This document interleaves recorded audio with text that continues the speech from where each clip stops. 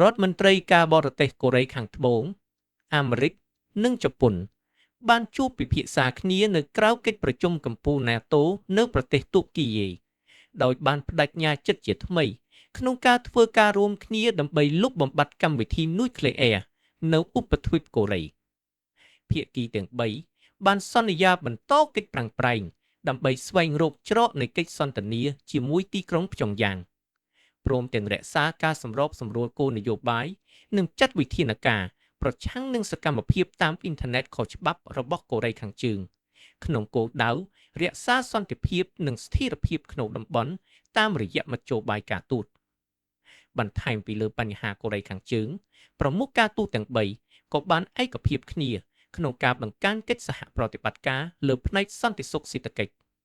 ចំណុចនេះរួមបញ្ចូលទាំងការសង្កត់ធ្ងន់លើភាពចាំបាច់នៃការកសាងខ្សែច្រវាក់ផ្គត់ផ្គង់ឲ្យកាន់តែមានភាពធន់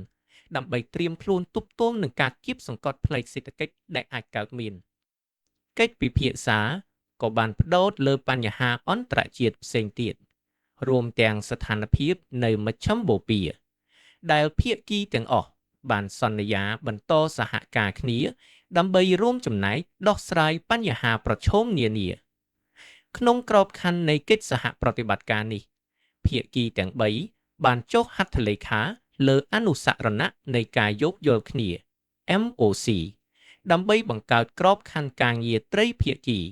ក្នុងការជំរុញការដាក់ពង្រាយរេអាក់ទ័រនុយក្លេអ៊ែរម៉ូឌូលតូច SMRs នៅក្នុងប្រទេសទី3ជាពិសេសនៅក្នុងតំបន់ Indo-Pacific លើសពីនេះ